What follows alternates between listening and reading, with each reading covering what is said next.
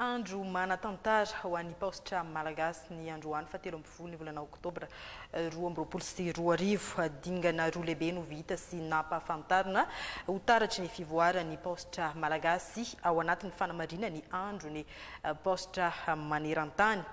Tolotra voalohany amin'izany moa ny fisokafana bebe kokoa ny karatra hipoketra ho an'ny daolobe ary ny fahaterahany hajia vaovao miisa 520 ho an'ny karatra hipoketra manokana dia anamorana sy hanampy ny vahoaka malagasy amin'ny fikirakirana ny vola amin'ny andavanandro izany. Fanadidina eo amin'ny sary ny Faniry Kely.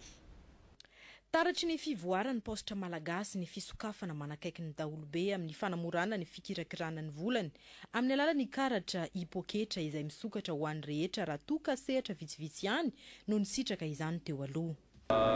Izy zany sady azo ampiasaina ohatran'ny carte bancaire mihitsy misy compte-nao afaka hividiananao entana amin'ny sehatra maro fa afaka ihany koa fandefasana vola ohatrantsika manao mobile money na mandefa ohatran'ny hoe Orange Money ohatrana vola na Airtel Money dia mitovy amin'izay ihany koa afaka mifandefa vola à partir des cartes hipoketra.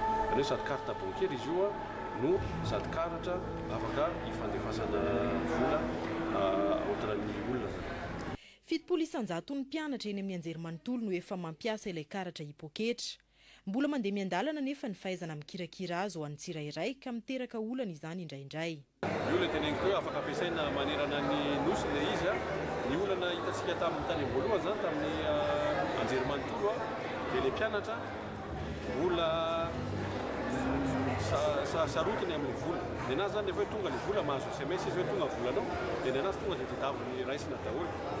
Dia mbola tsy ampy an'ilay éducation financière zany tsika de manière générale satria mila ampianarina koa zany ny mpianatra, mila ampianarina ny olona amin'ity resaka banque ity hoe rehefa tonga ny karamanao amin'ny farany volana tsy hoe raisina daholo ilay karama dia ampirimina ambany fandriana fa mijanona any amin'ny compte-nao iny afaka ampiasainao amin'ilay karatra. Ohatran'izay mihitsy ilay mpianatra lasa mirongatra anakany amin'ny distributeur ny any amin'ny paositra malagasy zany vao paositra malagasy ilay mpianatra haka an'ilay vola na dia efa fantanareo anatin'ilay karatra izy fa tatoato zao dia efa hita ny tarehimarika 70% mpianatra dia efa mampiasa an'ilay karatra 30% ihany no mbola mandeha maka an'ilay izy en cash. Anisan'ny dingana voalohany ao anatin'ny fanapariana ny hipoketra ny fisokafany ho an'ny mpampianatra FRAM 10,3 alina.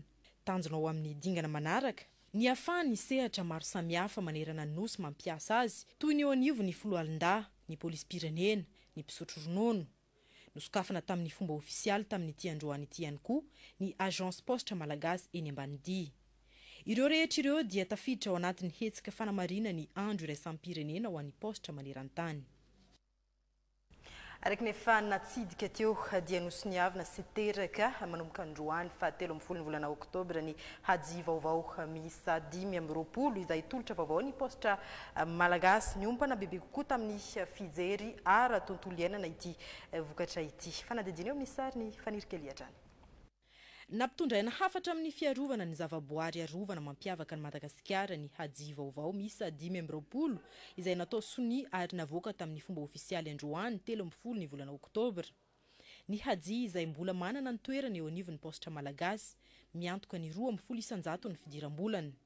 Tombontsoa amin'ny fampiasana timbre voalohany aloha zany ny timbre poste dia tsy hoe natao handefasana taratasy fotsiny ihany fa ny timbre poste koa dia fomba anankiray ahafahana mandefa hafatra hoe outil de communication zany izy lakotiny amin'ny teny frantsay outil de communication koa ny teny ny timbre poste navoakantsika teto androany zao ohatra dia sarina vorona zay efa eo andala pahalaniny hoe efa very taranaka olany taranaka zany dia natao navoaka reny timbre reny mba ampatsevana an'ilay olona hoe tokony harovana ireto vorona ireto tokony harovana ireto plante endémique eto amintsika eto fa tsy tokony sipasipaina. Izay zany dia anisan'ny tombontsoa anankiray amin'ny fampiasana an'ilay timbre ankoatran'ilay fampiasantsika azy amin'ny fandefasana taratasy na fandefasana colis. Mbola ilaina ary mifameno amin'ny digitalisation izay apetraka ankehitriny ny hajia ho hiatrany izy. Antapitrisany isa taona ny hajia lafo eo anivon'ny paositra malagasy.